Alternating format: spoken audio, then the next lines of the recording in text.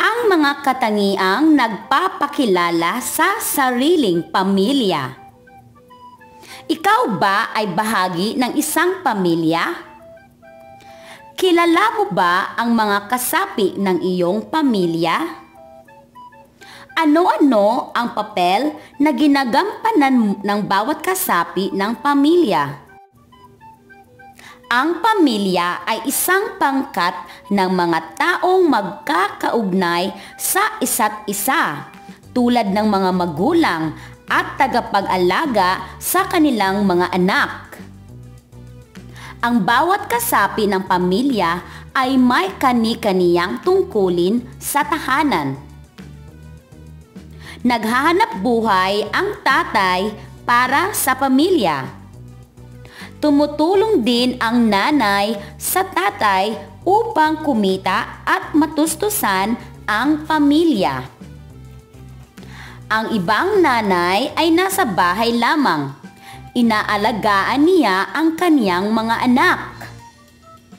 Sina kuya at ate ang tumutulong sa mga gawain ni nanay at tatay sa bahay. Sumusunod sila sa mga inuutos ng kanilang mga magulang. Ang bunsong kapatid ay hindi pa makatutulong sa mga gawain dahil bata pa lamang. Subalit, siya naman ang nagpapasaya sa pamilya. Sina lolo at lola ay bahagi rin ng pamilya. Marami silang kwento sa atin tungkol sa mga bagay na nakaaaliw. Inaalagaan din nila ang kanilang mga apo. Pinapayuhan din nila kung sa ano ang tama at mali. Ano-anong gawain ang sama-samang ginagawa ng pamilyang Pilipino? Ang pamilyang Pilipino ay laging nagsasama-sama. Ang pamilyang Pilipino ay gumagawa ng sama-sama. May ilang mga pamilya ang hindi kumpleto ang mga magulang. Ang iba ay walang nanay. Ang iba naman ay walang tatay. Magkaganoon man, pamilya pa rin ang tawag sa kanila. Ang pamilyang Pilipino ay nagsasaya ng sama-sama. Ang pamilyang Pilipino ay namamasyal ng sama-sama.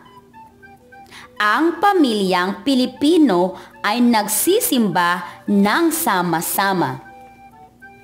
Ang pamilyang Pilipino ay kumakain ng sama-sama. Ang mga nabanggit na gawain ay ilan lamang sa mga ginagawa ng ating pamilya ng sama-sama. Kayo, ano pa ang mga gawain na sama-sama ninyong ginagawa? Ang pamilya Pilipino sa pamayanan ay nagkakaiba ng anyo. May pamilyang Pilipino na katamtaman ang taas. Di gaanong matangos ang ilong. May maitim at bilog na mga mata. May maitim na buhok. At may kayumanggi ang kulay ng balat. Ano ang pisikal na anyo ng iyong pamilya?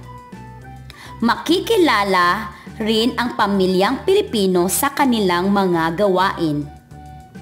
May pamilyang naninirahan sa lungsod. Sila ay nagtatrabaho sa opisina. May pamilya rin na naninirahan malapit sa dagat. Pangingisda at pagtitinda ng isda ang isa sa mga gawain nila. May pamilya rin na may sariling negosyo.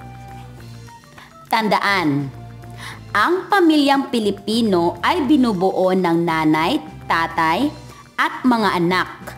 Bahagi rin ng pamilya ang mga lolo at lola, tiyo at tiya, kasama ang mga pinsan. Nagkakaiba ang pamilyang Pilipino.